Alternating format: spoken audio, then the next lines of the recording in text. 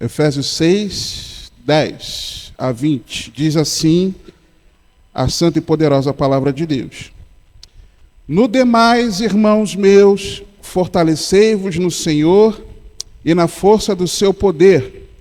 Revesti-vos de toda a armadura de Deus, para que possais estar firmes contra as astutas ciladas do diabo.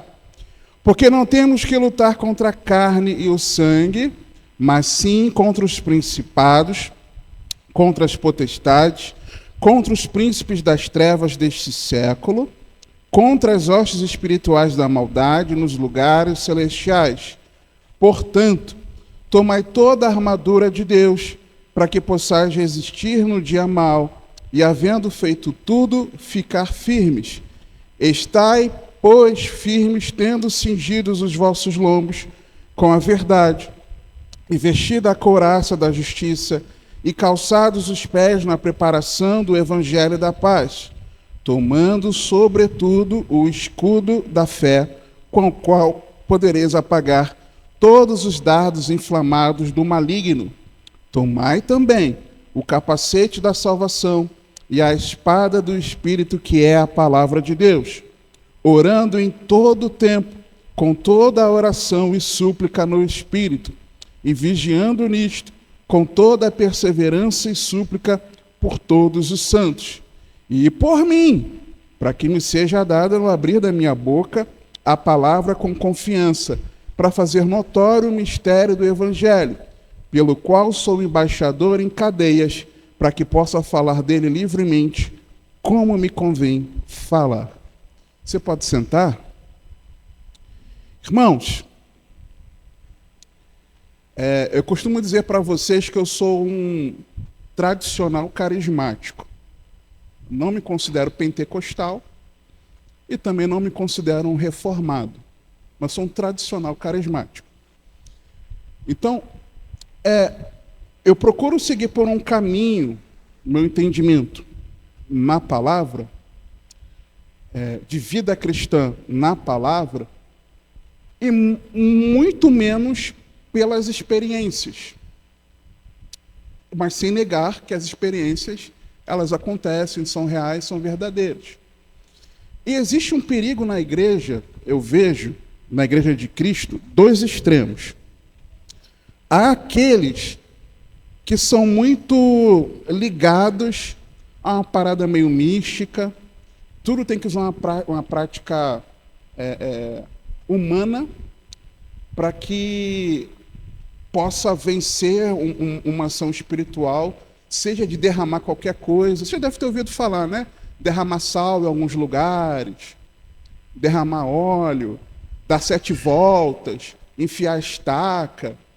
Outro dia, a Rosana e eu, já tem uns 2 anos, talvez, ouvi um lance assim, de uma pessoa que, num determinado bairro, não vou falar, tinha lá uma estátua, que essa pessoa disse que foi lá com a igreja, e num momento assim, à noite, fincou um punhal, ou foi, não lembro o que foi, fincou alguma coisa nas costas da imagem lá, da santa, como batalha espiritual. Aí eu vi aquilo, eu falei, é mesmo? Porque essas coisas não têm base na palavra. Mas há o outro extremo do crente que acha que ele não está em guerra. Do cristão achar que a vida dele, tudo que acontece é natural, é normal. E não é bem assim. Existe uma batalha espiritual que ela é real, ela é constante, só que ela já foi vencida por Cristo na cruz do Calvário.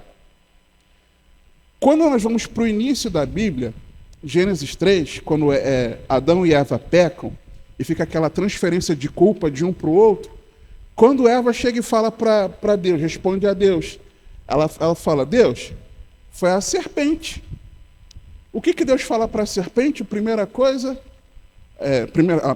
uma sentença que Deus dá à serpente, dela rastejar sobre o pó, e ela fala de que da descendência da mulher viria aquele que esmagaria a sua cabeça, e ele feriria o calcanhar desse descendente. Então, já ali, Deus estava declarando guerra como resposta a esse ataque sorrateiro do diabo com a humanidade. Na cruz do Calvário, Jesus, Colossenses 2 nos mostra isso, Jesus despojou o império das trevas. Jesus pagou a nossa dívida do pecado e triunfou sobre as trevas. Em Apocalipse 20, a Bíblia declara que Satanás e seus demônios serão lançados no lago de fogo e enxofre.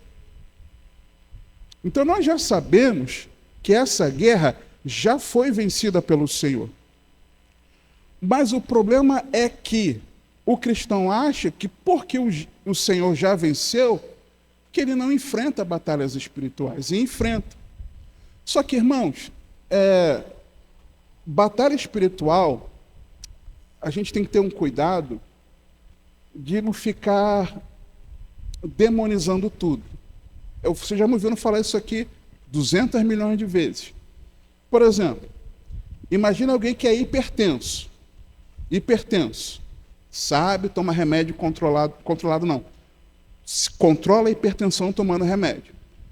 Se a pessoa come algo muito gorduroso, com muito sal, o que vai acontecer com a pressão dessa pessoa? Normalmente, vai se elevar.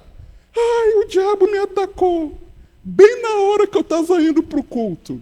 Toma vergonha na cara. Meu jeito de falar, tá? Você não, que você é educado. É intolerante à lactose. Sábado à noite, enche a barriga de derivado de lácteo e tal, vai para a festa, aí chega domingo de manhã, tá daquele jeito, igual o rei ou rainha. É o diabo, não é? Você maltrata, fala de forma ríspida com alguém do seu convívio. Essa pessoa, se for de Cristo, essa pessoa deveria te responder com amor e carinho, porque ela deve pagar o mal com o bem. Mas, às vezes, já deve ser a 10ª vez que você está sendo grosseiro, ríspido com a pessoa naquela hora, ela vai te dar uma resposta atravessada. Isso foi o diabo? Não foi. É uma reação à sua ou à minha atitude. Existem coisas que são consequências de pecados. Estava até dando exemplo para os irmãos de alguém que, antes de Cristo, vivia numa vida torta, e digamos que essa pessoa ela tenha contraído AIDS, né? Ela entrega, ainda que hoje em dia se controla muito bem com medicamentos, né? Ela entregou a vida a Jesus, se arrependeu dos seus pecados. Aí não importa se ela contraiu pela prática sexual promíscua ou por uso compartilhado de seringa, né, na drogadição, mas ela se rendeu a Jesus, se arrependeu, é um servo de Deus exemplar. Homem vai para o céu, fala do amor de Deus, sabe? É uma bênção. Porque aquela pessoa entregou a vida a Jesus, essa pessoa, ela foi curada necessariamente? Não. Ela foi curada do pecado.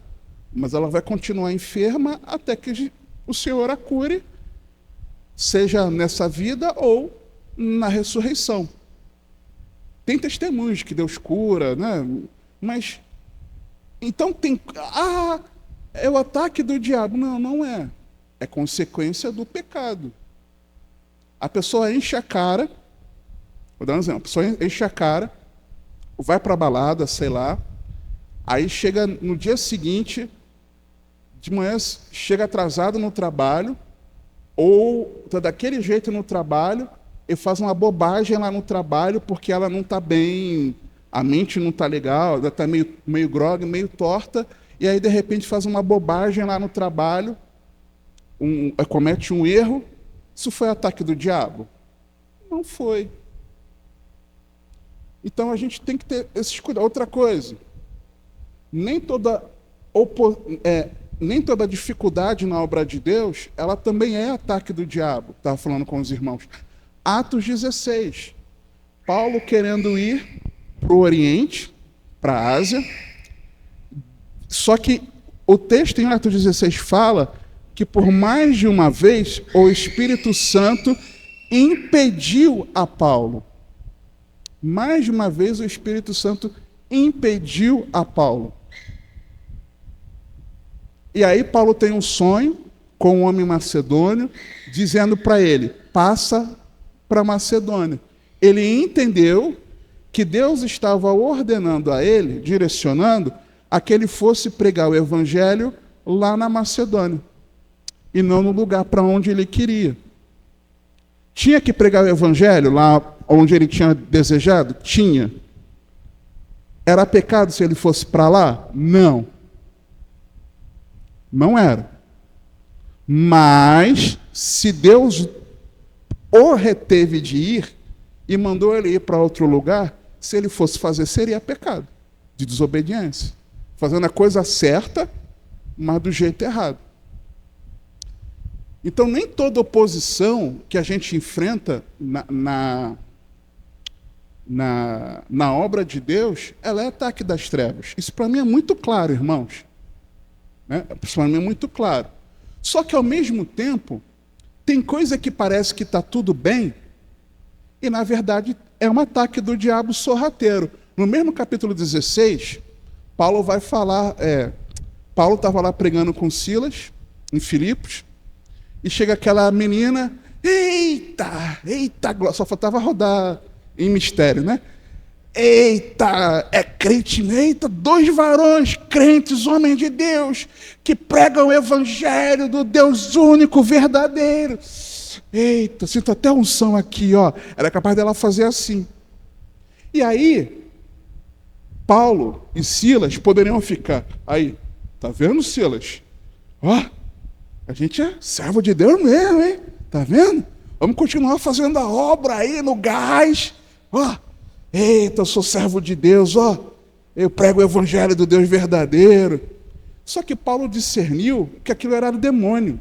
Estava falando a verdade, mas uma verdade que ela não vinha de Deus.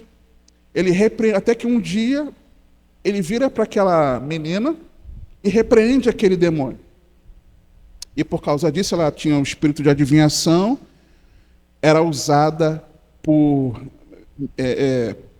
homens ali da cidade que ganhavam, lucravam com ela, e por causa disso denunciam Paulo e Silas, eles são açoitados em praça pública, depois eles são presos, e tem aquele terremoto, né, que os irmãos sabem.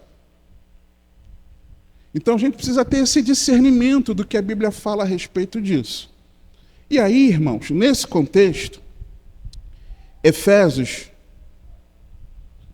não sei se os irmãos vão se lembrar aquela introdução nossa longa de Efésios, em que eu comentava sobre características da cidade de Éfeso. A cidade de Éfeso é uma cidade repleta de magia, de ocultismo. Tem aquele caso lá dos filhos de Seva, que queriam dar uma de crentes em Jesus para expulsar demônios, como é que se fala? Caçadores de demônios, e foram envergonhados porque eles queriam expulsar o demônio no nome do Jesus a que Paulo pregava. Só que o demônio falou, olha, eu conheço quem é Jesus, sei muito bem quem é Paulo, mas quem são vocês? E dá uma coça naqueles filhos de Seva, que aquilo fica notório na cidade. A cidade teve uma conversão em massa muito grande, a ponto de, hoje, um montante de milhões de dólares de livros de magia eram queimados em praça pública e pessoas confessavam publicamente os seus feitos. Paulo estava, por meio da pregação de Paulo, Deus estava arrasando com a força das trevas naquela cidade. Aquela cidade era uma cidade onde havia caído um meteorito, e no lugar onde caiu o meteorito, eles associaram aquilo a ter descido uma imagem do céu de uma entidade a que eles deveriam venerar. E por conta disso eles passam a adorar a Diana ou Ártemis. E constroem um templo naquele lugar. Aquele templo era um templo suntuoso, em que a maioria dos governantes do mundo, naquela época, Eles iam até aquela cidade para adorar, para venerar e levantar estacas, colunas de mármore com revestimento de ouro, muitas delas, e pedras preciosas, em oferta, em oferenda a Ártemis ou Diana. Então, quando Paulo ele escreve isso aqui para essa igreja, ele escreve para uma igreja que sabia muito bem o que era essa realidade espiritual, essa realidade das trevas. Só que quando Paulo escreve, primeira coisa, no capítulo 1, acompanhe comigo no capítulo 1, por favor. Paulo ele escreve aquilo que deveria ser a nossa consciência em relação a essa batalha. Por quê? Paulo vai falar do conhecimento espiritual. A partir do versículo 18, capítulo 1, Paulo diz assim: tendo iluminado os olhos do vosso entendimento, para que saibais qual seja a esperança da sua vocação e quais as riquezas da glória da sua herança nos santos, e qual a sobreexcelente grandeza do seu poder sobre nós, os que cremos, e esse é o poder do Espírito Santo. É o mesmo poder que ele fala lá no versículo 10 do capítulo 6. Fortalecei-vos no Senhor e na força do seu poder. Que poder? Esse mesmo poder que a gente tem que ter o conhecimento espiritual. Que poder é esse? É o mesmo poder, versículo 20, que manifestou em Cristo, ressuscitando dentre os mortos e pondo à sua direita nos céus, o poder do Espírito Santo, acima de todo principado e poder e potestade, domínio de todo nome que se nomeia, não só neste século, mas também no vindouro. E sujeitou todas as coisas a seus pés, e sobre todas as coisas o constituiu como cabeça da igreja, que é o seu corpo, a plenitude daquele que cumpre tudo em todos. Aí no capítulo 2, versículo 6, ele diz o seguinte: e nos ressuscitou juntamente com ele, e nos fez assentar nos lugares celestiais em Cristo Jesus. Então, qual é o nosso lugar? É estarmos com Cristo Jesus nas regiões celestiais. O nosso endereço espiritual é esse.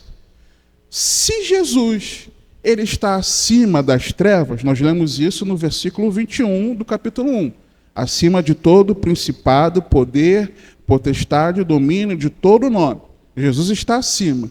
Se nosso endereço é em Jesus nós também estamos acima deles. Em Jesus, não sem Jesus. Aí no capítulo 4, Paulo ele vai falar de algo que não é apenas a consciência, mas é a nossa conduta, é a nossa prática de vida. Ele diz, ele conduz os irmãos a caminharem do modo digno do Evangelho. Aí, a partir do versículo 24, ele diz assim: e vos revistais do novo homem, que segundo Deus é criado em verdadeira justiça e santidade.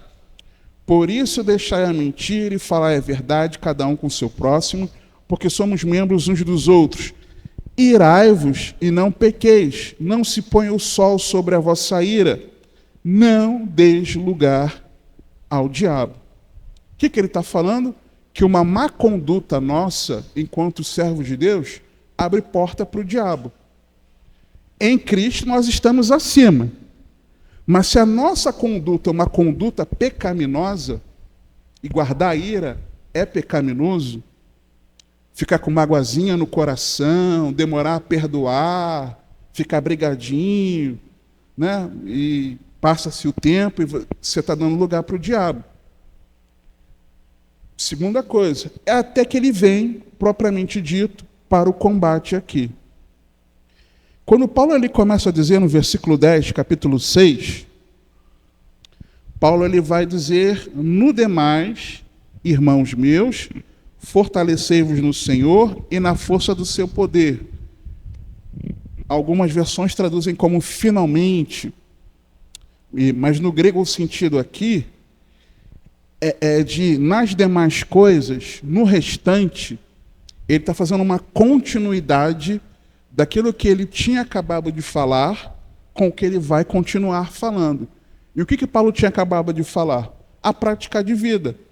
Você como um bom profissional, como um bom filho, como bons pais, bom marido, boa esposa, como um bom irmão em Cristo. Ele está falando da prática de vida na sociedade. Não adianta de nada você querer se fortalecer no nome do Senhor e na força do seu poder se a tua vida está torta. Vai perder. De fato, eu entendi que eu estou em batalha espiritual. Legal. Como é que está a tua vida com Jesus? Olha, eu estou vacilando aí, né, uns negócios aí, mas deixa quieto. Não vai vencer a batalha. Não adianta. Jesus já venceu a guerra. Mas a batalha que você enfrenta, se você estiver na prática do pecado, você não vai vencer. É tão simples quanto isso. Não adianta pedir ajuda em oração. Não adianta pedir para o pastor ir lá orar por você. Não adianta afirmar uma irmã como parceira de oração. Não adianta você fazer propósito de jejum e oração pela sua vida, pela sua causa, porque você não vai vencer essa batalha se você estiver no pecado. É simples assim. Então a primeira coisa que Paulo começa ensinando é isso. Aí ele continua. Revestivos de toda a armadura de Deus, para que possais estar firmes contra as astutas ciladas do diabo. A ordem é para se revestir de parte da armadura? Não.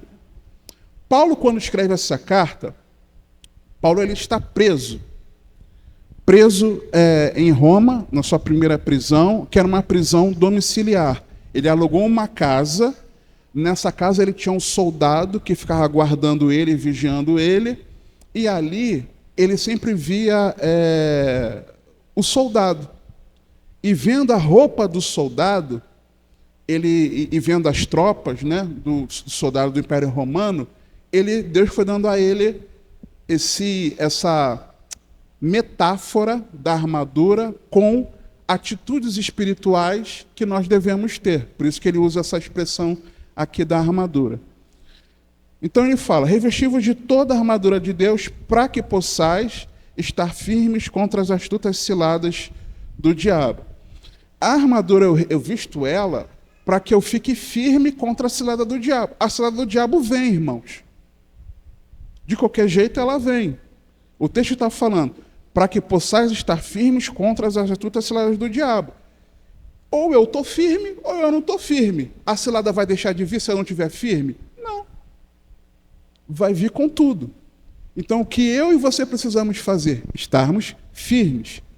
E como é que nós estamos firmes? Revestidos de toda a armadura. Só que ele fala que existem astutas ciladas do diabo. O diabo, ele usa de várias estratégias para enredar a nossa vida. Ele usa a mentira, ele é o pai da mentira. Ele usa o joio, os falsos irmãos plantados por ele. Está na Bíblia. Ele usa o humanismo, como o caso lá de Pedro. Não, Jesus, o senhor não pode morrer crucificado, não. Para trás de mim, Satanás, porque você só pensa nas coisas que são dos homens, não nas que são de Deus. Na deslealdade, como a traição de Judas. Na tentação, lá em 1 Coríntios 7, né, do casal de se separar para jejum e oração, mas não por muito tempo e muito consentimento, para que não caia na tentação do diabo. Então, na tentação, ele está ali também. Na impureza. Impureza aí no sentido de nos afastar da simplicidade e pureza do Evangelho, como diz 2 Coríntios. No disfarce e camuflagem, ele se disfarça como um anjo de luz. Então, tem coisa que você e eu olhamos e achamos de Deus, mas não é Deus nada naquilo.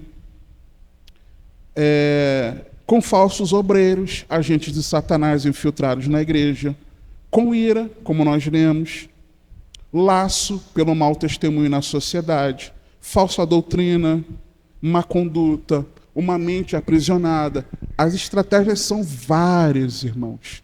São várias. E a gente achando que é tudo natural. Qual é a natureza dele? para a gente avançar aqui. Versículo 12. Porque não temos que lutar contra a carne e o sangue. Então o inimigo não sou eu. Quando eu falo as verdades para você e você fica ofendido. Se for na palavra, nem do diabo é. Né? Não é aquele irmão que de repente falou atravessado com você e você não gostou. Não é o seu filho que está te desonrando. Não são os seus pais que estão exagerando na forma de cuidar de você. Não é no seu esposo que não está sendo gentil. Não é na esposa que está sendo fria. Não é o colega de trabalho, não é o chefe. Não é a pessoa que te fechou no trânsito. Essas pessoas não são nossos inimigos. Mas o texto continua. Mas sim contra os principados, contra as potestades, contra os príncipes das trevas deste século, contra as hostes espirituais da maldade nos lugares celestiais. Algumas versões, quando vamos botar nesse século, falam desse mundo tenebroso. Então é contra as trevas, nosso inimigo. E se o nosso inimigo ele é tão organizado assim, né? Principados e potestades, dominadores, forças espirituais, nós lutamos contra um inimigo super organizado, irmãos. E não é de todo jeito que nós enfrentamos essa batalha. Nós precisamos entender na palavra aquilo que Deus nos instrui a como batalhar. E aí, versículo 13 nos diz: portanto, tomai toda a armadura de Deus para que possais resistir no dia mau e, havendo feito tudo, ficar firmes. Eu lembro de uma pregação de Rosana, se eu não me engano foi nesse texto, estou comentando esse texto, que você comentou de que se é para eu tomar da armadura que é de Deus, é porque Deus disponibilizou essa armadura. É de Deus, mas Ele disponibilizou, colocou à nossa disposição e nós só precisamos pegar e nos vestir dela. Só que, quando nós lemos aqui os versículos da armadura, no meu entender, todos os elementos da armadura estão ligados à palavra de Deus. Porque ele diz assim, para a gente concluir aqui: estai, pois, firmes, tendo cingido. Um parênteses aqui. Ele fala sobre, no versículo 13, né? Para que possais resistir no dia mau. Então, tem dia que é bom e tem dia que é o quê, irmãos? Mal. Então, tem dia... Eu fico injuriado com crente que diz, não, nenhum dia é mal, todo dia nosso é bom. Cara, está na Bíblia. Está escrito na Bíblia que tem dia que é dia mal. Está na Bíblia, né? Então tem dia que é mal, nem todo dia é dia bom, tem dia que é dia mal, está na Bíblia. Vai brigar com o Espírito Santo. Então, irmãos, tem dia que é o dia do ataque. Você precisa estar ligado, eu preciso estar ligado e revestido da armadura de Deus. Aí, mas no versículo 14 em diante ele diz: estais, pois, firmes, tendo cingido os lombos com a verdade.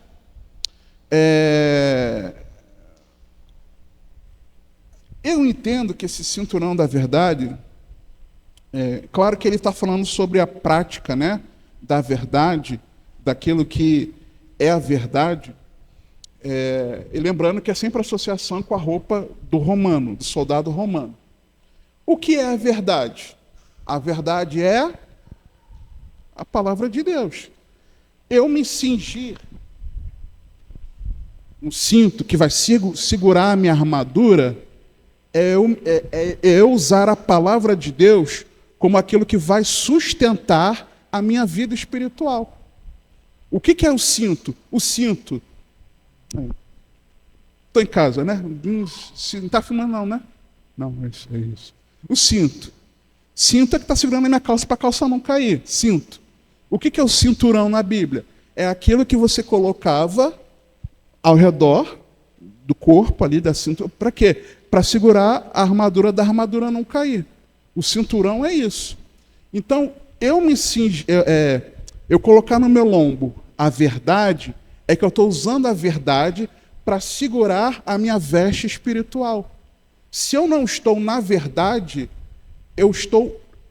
a veste espiritual vai cair e eu vou ficar o que espiritualmente? Nu. Em vergonha. Então eu preciso me cingir dessa verdade. E essa verdade é a palavra. Aí ele continua. Versículo 14, parte B. E vestida a couraça da justiça. Couraça é aquilo que vem no peito. É aquilo que protege o peito. Hoje é o colete à prova de balas, né? O colete. É isso. É como se fosse o colete hoje à prova de balas. A couraça é isso. Mas a da justiça por quê? É tanto da justiça de Cristo que foi atribuída a mim pela fé em Jesus, e agora eu não tenho mais culpa pelos meus pecados, porque Jesus já pagou pelos meus pecados, como a justiça que por eu estar em Cristo, eu devo caminhar. Só que, tanto ao saber a forma como eu devo caminhar, como eu saber que Jesus já pagou o preço pelos meus pecados, e a justiça dele é atribuída a mim pela fé, onde é que eu aprendo isso? Na palavra de Deus. Aí ele continua, versículo 15. E calçados os pés na preparação do evangelho da paz. Onde que eu sei, onde que eu aprendo o evangelho? Tanto para que eu vá pregar, para como eu vivo esse evangelho da paz? Na palavra de Deus. Versículo 16. Tomando sobretudo o escudo da fé. E o escudo aqui, no grego, era um escudo que o soldado romano usava, que protegia todo o corpo. Não é só aquela bolinha que protege aqui, não. Ele protegia todo o corpo contra as flechadas que vinham do inimigo. Eu usar um escudo que é da fé, a fé vem pelo quê? Pelo ouvir. E ouvir o quê? A palavra de Deus. Aí o texto continua. Com qual podereis apagar todos os dardos inflamados do maligno. E tomai também o capacete da salvação. Capacete, você sabe que é capacete, né? Capacete é aquilo que protege a minha cabeça. Se é para proteger a minha cabeça, proteger a minha mente. Mas eu vou proteger com a salvação. Por quê? O meu entendimento da salvação que há em Jesus, que pela graça eu fui salvo. Isso veio de Deus, não veio de mim, não veio das minhas obras para que eu me glorie. Mas quando eu tomo essa verdade da palavra, da salvação, na minha mente, quando vem a seta do diabo na minha mente, eu rejeito essa seta, uma acusação de um pecado antigo seu, por exemplo. Ou de algo que você tropeçou agora e de que você fica extremamente envergonhado porque fez aquilo, e você acha que o Senhor não vai mais te perdoar, que você não pode ter uma vida cristã como antes, e vem a acusação do inimigo.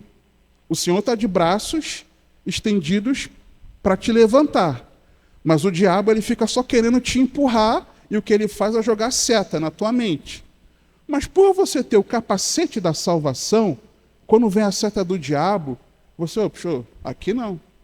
Na minha mente não. Eu fui lavado e remido no sangue de Jesus, e o poderoso evangelho me alcançou, e eu sou salvo por aquilo que Cristo fez por mim na cruz do Calvário.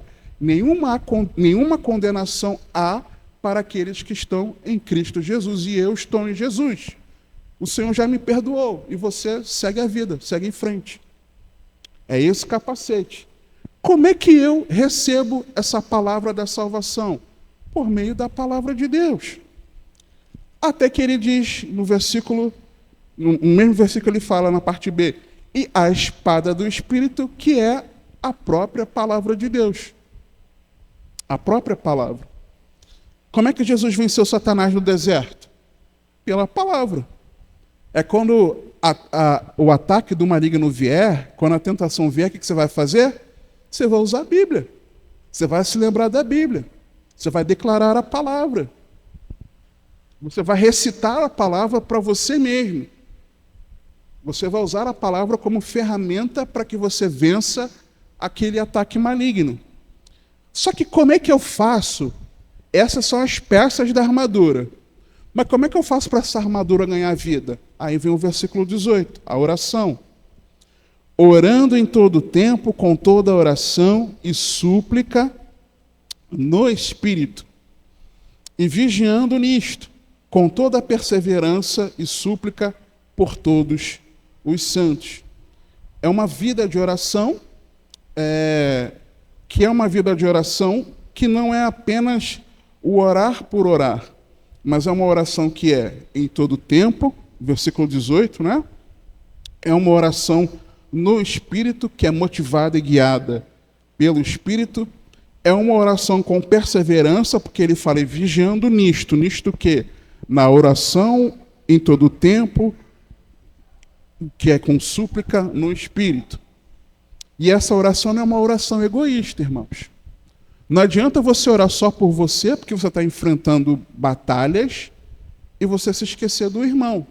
É orar por todos os santos. Orar pelos irmãos. E, o versículo 19, pela propagação do Evangelho. E por mim, para que me seja dada, ao abrir da minha boca, a palavra com confiança, para fazer notório o mistério do Evangelho, pelo qual sou embaixador em cadeias, para que possa falar dele livremente, como me convém falar. Se essa luta ela é espiritual contra um inimigo poderoso, maior do que nós, ele é maligno, ele é astuto e que usa de ciladas, estratagemas, ele nos estuda, ele nos aperta no dia mal e que não desiste. Que não desiste. Nós precisamos de armas espirituais vindas diretamente do próprio Deus.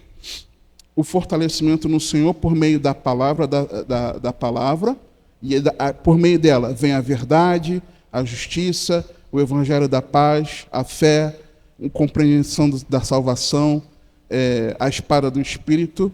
Mas não é só a palavra, é a palavra mais a força do seu poder por meio da vida de oração. Então nós não podemos ignorar isso. Essa é uma realidade que todos nós estamos constantemente enfrentando. É a realidade da batalha espiritual. Amém? Vamos orar? Pai, eu te dou graças por tua palavra e que teu Espírito ele trabalhe no nosso coração aquilo que só o Senhor pode fazer. Dar correta compreensão, entendimento, e que o teu nome seja exaltado em todas as coisas. Nos ajuda a não negligenciarmos, ó Pai, que estamos em guerra. Nos ajude a não negligenciar o fronte de batalha em que o Senhor colocou a cada um. Nos ajude, Senhor, a não negligenciar as armas que precisamos utilizar. Mas nos ajuda, Senhor, a nós não sermos místicos também, Paizinho. Por favor, que nós possamos batalhar conforme o Senhor já nos instruiu e tendo a plena convicção que essa guerra vencida está por nosso Senhor Jesus. Te agradecemos por isso, em nome de Jesus. Amém.